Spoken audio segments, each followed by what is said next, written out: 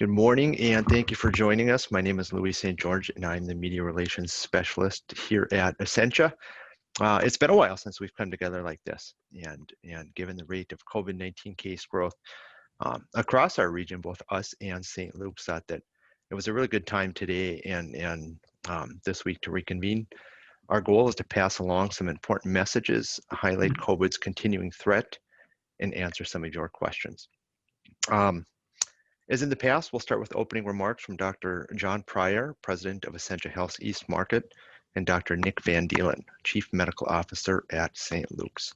Also with us and available for your questions are Drs. Prabhu and Thompson, infectious disease physicians at Essentia and St. Luke's, respectively. For those questions, please raise your hand to be called on or submit them using the Q&A button at the bottom of your screen. And we'll try to get to as many as time allows, planning to wrap up right around 12:15 or so. So with that, I will now pass it over to Dr. Pryor. Welcome, everyone. I'm Dr. John Pryor, President of Essentia Health's East Market. Well, here we are again discussing COVID-19 in a virtual setting. When we were having press conferences regularly in the spring, cases of COVID were sparse in the Northland. That's no longer true. In fact, while the Twin Cities were among the hardest hit early in the pandemic, some of the most rapid growth recently is occurring in greater Minnesota, in communities just like ours. We have been planning for an influx like this since spring. Unfortunately, we have the potential for a perfect storm of COVID patients, flu patients, and an increase of patients with medical problems because they have not gotten the care they need. We're asking for your help to prevent this perfect storm.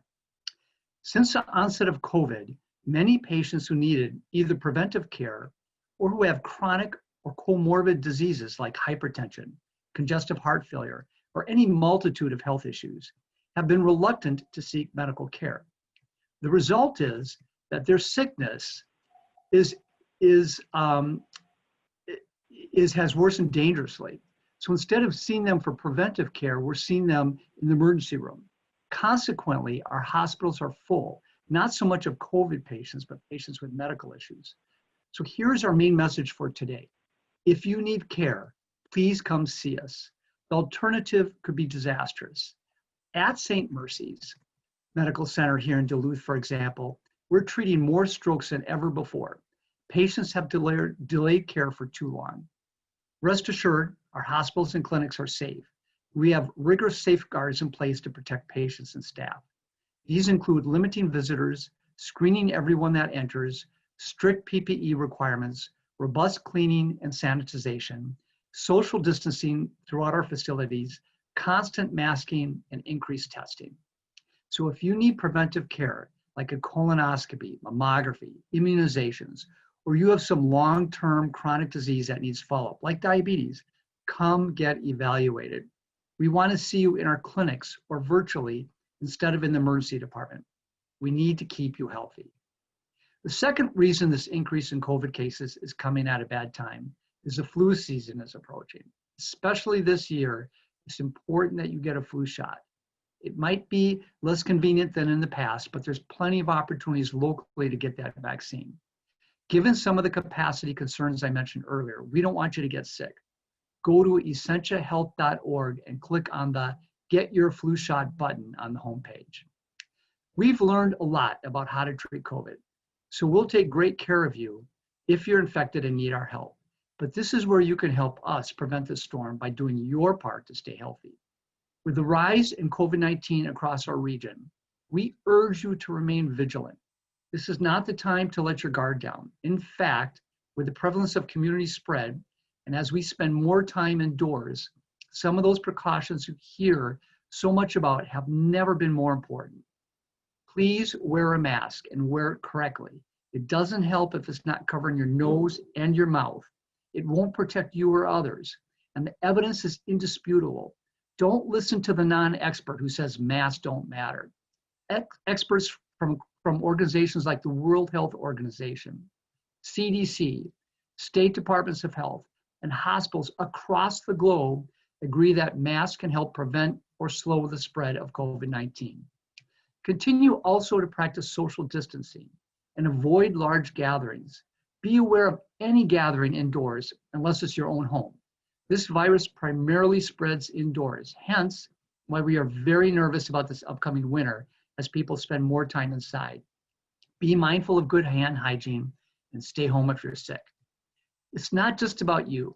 You may think you're young or healthy, and that COVID won't be more than an inconvenience if you get it. However, think about your loved ones that could easily spread the disease to, that might have a devastating result. While we at Essentia continue to pursue enhanced access to testing for our patients and for others, there's only one piece of the puzzle for getting through this pandemic. So much of the community's success in navigating COVID-19 is dependent upon you. If we want to get back to the things we love, school, in-person school, sporting events, traveling, we must be better. Because the unfortunate reality is that if we don't take this seriously, it's going to linger and it's going to continue impacting our daily lives. It's going to sicken and kill even more people if you don't help us basically do the things that we talked about. Avoid each other, be very careful indoors, wear PPE, that social distancing. Really, this is the help that's going to prevent these problems and is going to keep everyone healthy going forward. So thank you, and I'm going to pass the baton to Dr. Van Dielen. Thanks, Dr. Pryor. Some of what I'm going to say is just to reinforce what Dr. Pryor just mentioned, and I think it is worth repeating because it really is so important. I'd like to begin by discussing the importance of following the Minnesota Department of Health safety guidelines for COVID-19. It is crucial that everyone adhere to them. We need to be able to turn the tide and start reducing the number of COVID-19 cases in our region. We know that it's been a long year, and it isn't easy to continue avoiding all the things that we love doing. But we must, for the sake of our loved ones, our families, and our friends. The health of everyone is equally important. So please, as Dr. Pryor said, continue to avoid large gatherings. Practice social distancing when you are around others. Wear your face masks. And please wash your hands thoroughly. Whether you're out shopping or visiting loved ones at the hospital, it is greatly appreciated if you wear your mask properly and follow all other precautions. That goes a long way to protect the health not only of yourself, but others. Again, we know how badly everyone wants to get back to the lives that we're used to. And by following these precautions, it's the best way to get there. With the holiday season coming up, it's going to be even more important that we think about and continue being safe. We know that it's a time when you want to be with your loved ones, but we urge you to forego large holiday gatherings.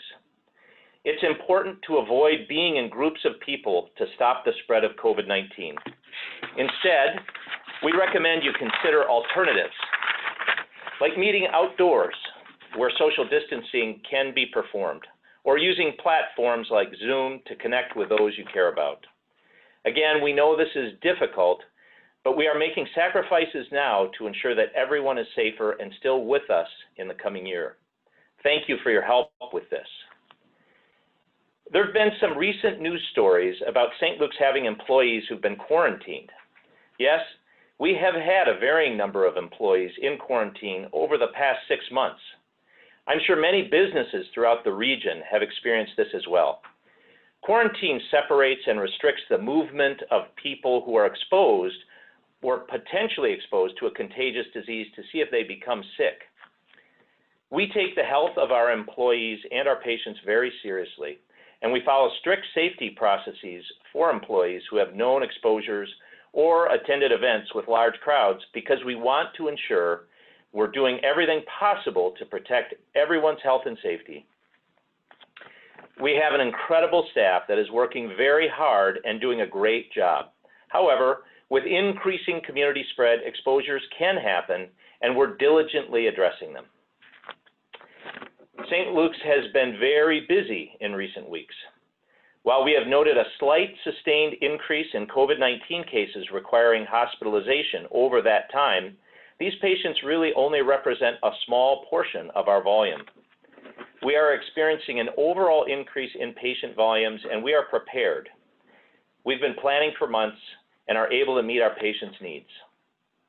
It is critical that the community help to slow the spread of COVID-19 by practicing social distancing, again, wearing masks properly, washing your hands, and avoiding large gatherings. The Minnesota Department of Health's website also offers valuable information on safety protocols and can provide you with more information on recent hospitalization trends. I'd like to share that St. Luke's recently moved its drive-through testing site from Miller Creek Medical Clinic in Hermantown to St. Luke's Hospital in the former Emergency Department garage on First Street in downtown Duluth. It remains a drive-through service. It's just a little better protected for our weather. It is important to note that St. Luke's Respiratory Clinic is still located at Miller Creek Medical Clinic in Hermantown. That clinic is for people who have COVID-19 symptoms and acute respiratory issues. St. Luke's drive-through garage at St. Luke's Hospital is for people who have either been exposed to someone with COVID-19 but does not have symptoms, or given an order for a COVID-19 test at that location by their healthcare provider. The current hours for the drive-through garage are 8 a.m. to 4:30 p.m. Monday through Friday. No appointment is necessary.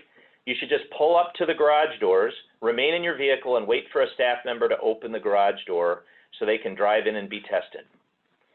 We, like our neighbors down the street, are seeing an increased demand in testing, and we appreciate that people understand the importance of being tested when needed. The earlier the disease is detected, the sooner people can isolate and protect others. Finally, I'd like to close by thanking our partners in the media. You've done a tremendous job of following the story and keeping our community informed. We greatly appreciate that. With that, I'll turn it back to Louis. Thank you, Dr. Van Dielen, and thank you to Dr. Pryor. Now I think we can open it up for questions. So if anybody wants to ask a question, remember you can raise your hand and we'll call on you. Otherwise, you can submit it via the Q&A button at the bottom of your screen.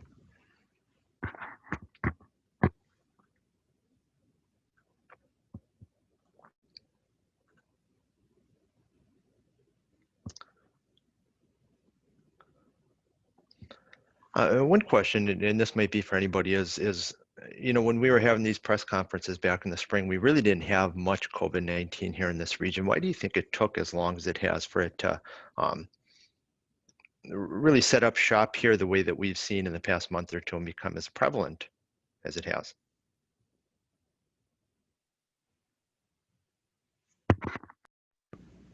I'm going to tackle that, Dr. Prabhu. I mean, every virus pandemic has its genesis. So it typically hits, say, large population centers because they're very congested per se, high population density. But as you know, Northland's a very common tourist destination. So people frequently come here from all over the country, from the cities, and all it has to do is start with just one person and it can exponentially increase. So looking at our data, I mean, our positivity rate, guess with it, that go through our testing facilities is like 15%. So if you have symptoms, the odds are like almost 15% are positive. When this started, it was under 1%. And that's a reflection of how much more COVID is in the Northland.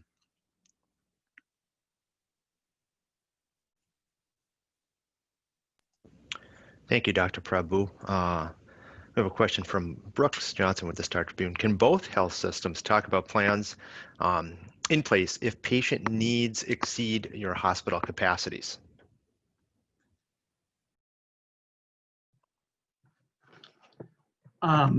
Sure, I'd be happy to start. So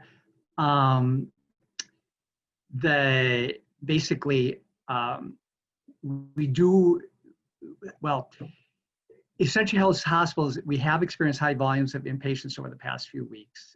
We know that other hospital systems throughout Minnesota have had high volumes of inpatients as well. And as I talked about in my opening remarks, a lot of this, in fact, the majority of this is currently from just medical disease. It's not necessarily COVID. We do have COVID patients, they are increasing, but that's not what's driving this high symptoms. So our census fluctuates on an hourly basis. Our teams are constantly monitoring that volume and are managing it as needed. We have internal processes and surge plans in place to respond to these fluctuations in census. And these processes involve managing staff and resources, triaging patients as appropriate, and occasionally transporting patients between Essentia Health facilities. So we want to treat the right patient at the right place. And sometimes that means we can treat somebody in Superior, or we can treat them in Virginia. And we do also have telehealth, and so we can help monitor at those remote sites. Obviously, the sicker they are, the more likely we are going to want them to come to St. Mary's Medical Center here in Duluth. While we have seen an uptick in COVID patients over the last few weeks, we don't believe that the sole reason is from COVID patients. It's primarily these patients with medical problems, but we do expect there to be a shift in COVID patients, or increasing number of COVID patients as we enter this winter season, as I talked about, and people move more indoors where COVID can spread. And then also, as I said, in terms of the perfect storm, we've got flu. We think that we've got the people and the resources who are essential to manage patients, both patients that start in the Essentia system, as well as helping and working collegially with other health systems. And again, part of this is telehealth and having the less sick patient hopefully staying at some of the local hospitals and then transporting them to us when they need that higher level of acute care.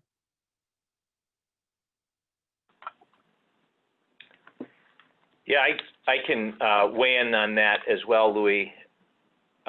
So St. Luke's has been actively working with our regional partners as well, along with our colleagues at Essentia. In the same vein, I think we all know that there are some patients are better served at some sites, and certainly we want to be available to help our regional partners manage patients that just have needs that outstrip what they can provide in their community. And yet, when those patients are, when we have patients who have been hospitalized but are stable and can return to their community, we want to be able to do that as well. So we're actively working on those sorts of care sharing arrangements that are really patient focused to, as Dr. Pryor said, get the right patient, the right care at the right place and time. I think we also work closely with the state. We're all represented at the Northeastern Healthcare Coalition, which is tied to the state and is constantly monitoring the level of hospitalizations across the state and where they're impacting different healthcare systems. We, both St. Luke's and Essentia, feed our data into that system and participate at that level. And also the Critical Care Coordinating Center, we participate in that. So there is a statewide system that helps us pay attention to and manage areas of the state that are experiencing significant influxes in patients. And then finally, we're working with our nursing homes and assisted livings, really our post-acute care partners who are experiencing many of the same challenges we are. They are caring for patients with COVID and also, like us, increased numbers of non-COVID patients and struggling with staff getting exposed and being quarantined.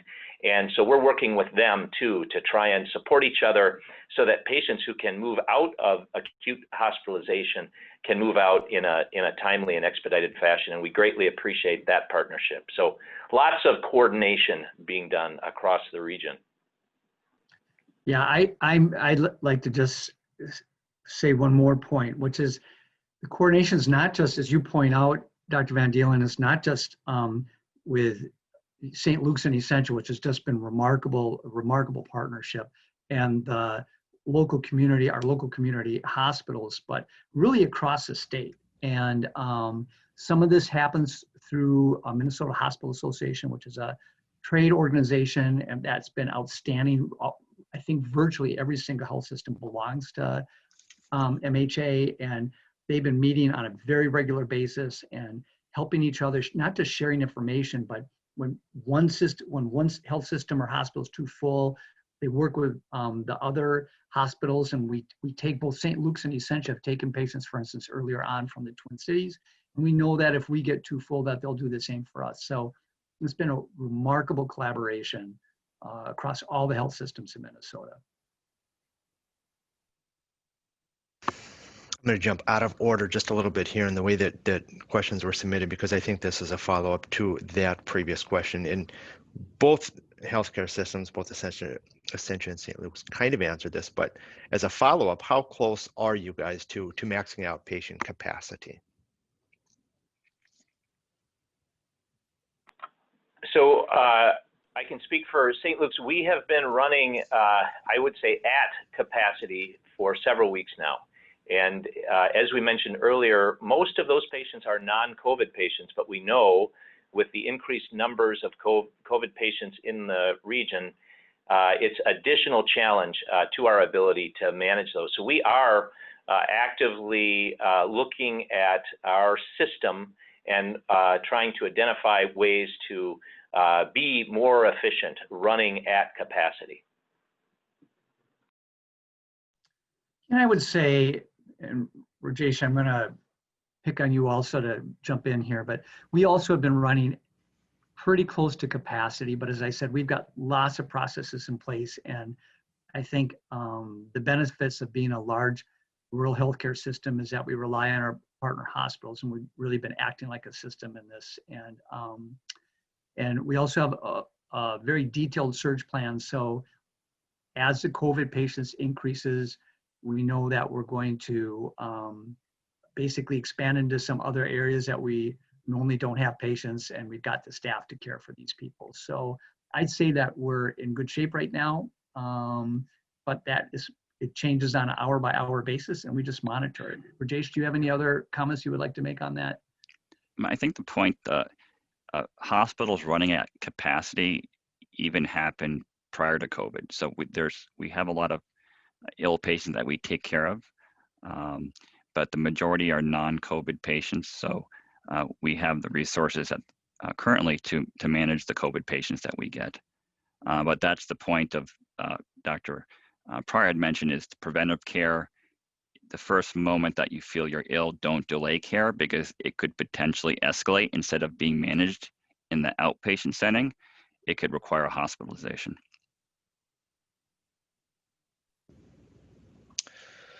Switching gears, this question is from Ron. Is there any particular trend with where people are catching COVID? Indoors was mentioned, but any particular place indoors? Are we talking about bars or restaurants, homes? Can you elaborate on that? You want me to go first, Dr. Thompson, or you want to go? Go ahead. I'll start it off. Yeah. Andrew Thompson from St. Luke's.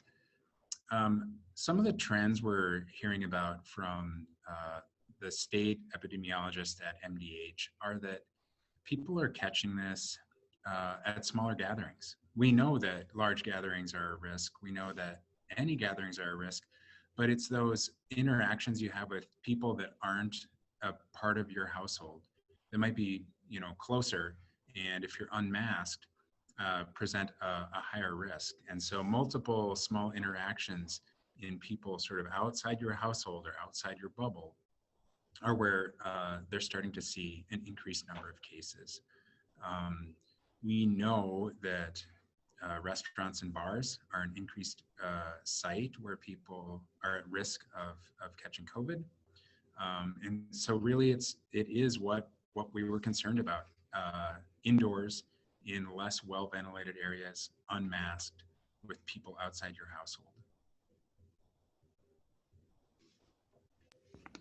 And just to add, the other part is, even within your household, it depends what your household members do once they leave the house. So it's not uncommon for family members to do particular outings with other people and let their guard down in terms of the appropriate, masking, social distancing, hand hygiene, and then they bring it home. So, they may be younger folks, but then they potentially infect other more vulnerable family members. And that's what we're seeing. All the typical risk factors or the places of getting infection is the same. It's just higher numbers in all those categories.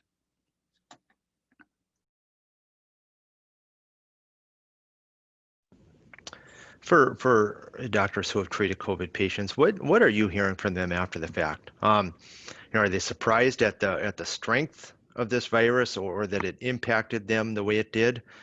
Any anecdotes that you can share?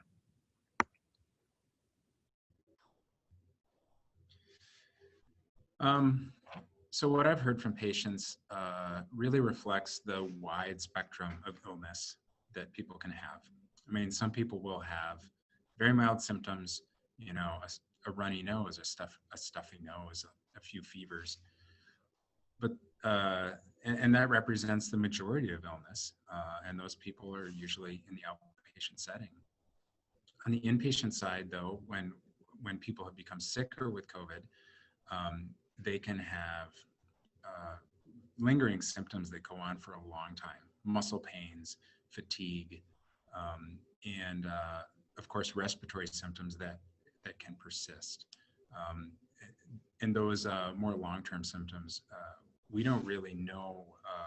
In our limited experience, we don't know how long it's going to last and how the lasting effects will impact people. I mean, it's Dr. Prabhu. I mean, what I've heard from people, I mean, I think to me, COVID's unpredictable. So we talk about who's the most vulnerable part of the population. I remember at the beginning, we were protecting our long-term care facility resident nursing homes because we knew that if they got COVID, there'd be a higher rate of admission and death. But I think what people realize is, people will be spontaneously, communicated. It's like these younger people with no major health issues, they're just kind of shocked at how sick they felt and how long their hospitalization is. And then even if they make it out, get discharged, it's a long road to recovery. And on the other end, I mean, yes, because you're 70 or 80 does not mean you'll have a severe case. Some of those patients have relatively mild cases, even milder than, say, some of the younger people in the hospital. So the best thing is to prevent getting infected because it's unpredictable. And so the masking, social distancing, and I think if you do those measures, you can still, do your activities outside the house, but it's just those extra steps you have to do. I'd just like to reinforce what Dr. Prabhu just said. My experience has been the unpredictability of who and how this illness affects people. It is, I would say, my experience has been that it is highly infectious, and I think that is, its spread in our community is quite a reflection of that.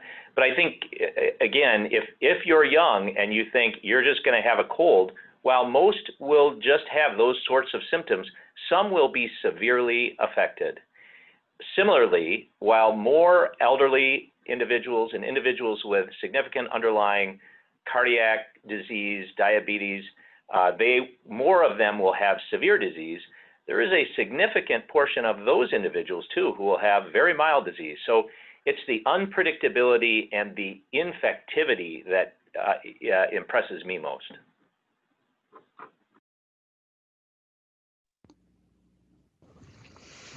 We have a question from a viewer online about herd immunity. And I'm just wondering if this is something anyone wants to tackle, what that entails, what that looks like. Are we close? I don't think we are, but maybe some of you can speak broadly to that.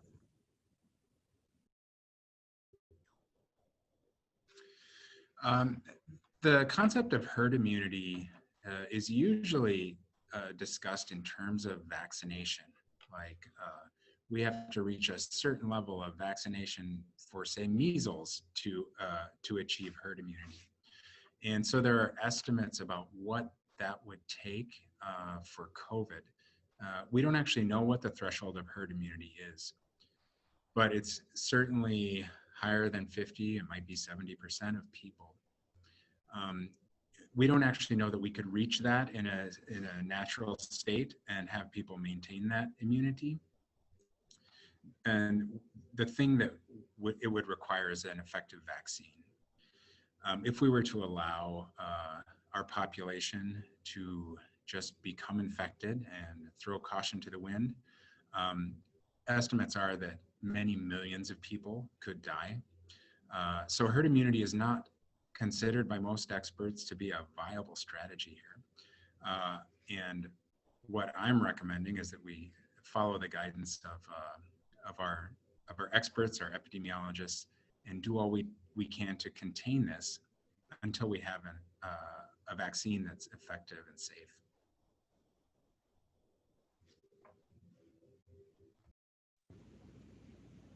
I think as a follow-up to that question, Dr. Thompson, or anybody who wants to weigh in, we've all heard and read so much about a vaccine. It's become a little bit of a political issue, but if and when that vaccine, that first one, becomes available, what would you say to people who are on the fence about taking it over concerns about safety? Yeah, well, vaccines are only approved by the FDA and recommended by a panel of experts who make recommendations about vaccines when they're proven to be effective and when they're proven to be safe. And there are numerous vaccines out there. They're still being studied, and what we're awaiting is that data. We want to be sure that they're safe because it's the nature of a vaccine. You're giving a vaccine to a well person, and we have to be certain that they're safe before we give this broadly to the community. I think there are well-established safe processes in place. The FDA has been doing this for many decades. And so when a vaccine makes it through their process, and they will be transparent about the data supporting that, I'm confident it'll be safe, and I'll be happy to get one.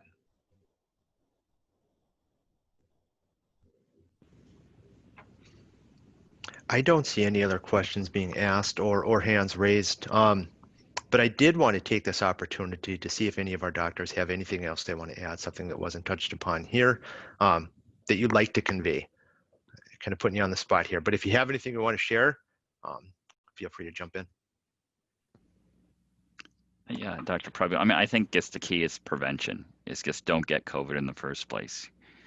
You can leave the house, go outside, but wear your mask, social distance, hand hygiene, and those are the best things you do. I do that. You can still enjoy your activities outside the house doing those things, and it's if you're feeling ill in any way, contact your medical provider to seek treatment. It's safe to come into our facilities to get evaluated.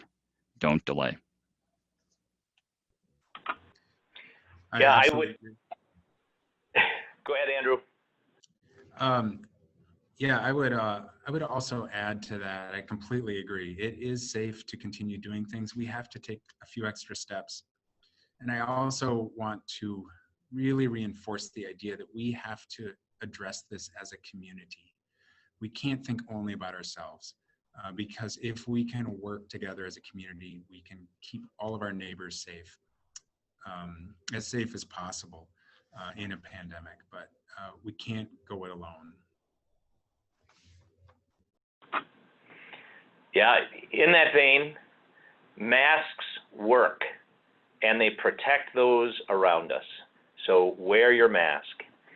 We're all tired of this pandemic, but we know that especially as we move into respiratory illness season and move indoors because of our weather, that we're going to be at significant risk, and things are going to look similar, perhaps even worse than they did last spring. So I can't reinforce enough the importance of masking, social distancing, and hand washing. So this is something that our community did so well, and really has done well for the past 7 months now, and we really appreciate your partnership in this. And those are the tools we have available. So hang in there. Thank you for your partnership. Our hospitals and clinics are safe and available. So if you have an illness, seek treatment. If you have questions, contact us. And finally, I just make a plea that get your flu shot. We need as many people as possible in our community to get their flu shot this year, because that will really help in regards to the burden of respiratory disease. So thank you. I would echo everything Dr. Van Dielen said. I think that if you need preventive care, if you need to get your medications adjusted, if you need help for whatever reason, the hospitals and the clinics are safe, and we can always start off with virtual care if necessary, but don't delay the care, because that's part of what's creating the issue right now in our hospitals, why they're so full. Second thing is, again, get your flu shot. Totally agree with that. And then even on the masking and social distancing, I would say if you're outdoors and you're more than 6 feet, clearly more than 6 feet away from other people, I don't think in general you need to wear a mask. It's pretty safe to be outdoors and not wear a mask.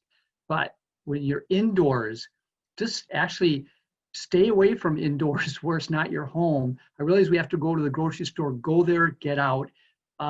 Just try to minimize your time where the public is indoors with you, and for certain wear a mask, and for certain stay 6 feet away. When I go to get groceries, I never really played football, but I feel like I'm a running back trying to stay 6 feet away from people. And it's probably pretty comical, but I think it's important to do to maintain my health. I'm asking you to do the same. So stay healthy.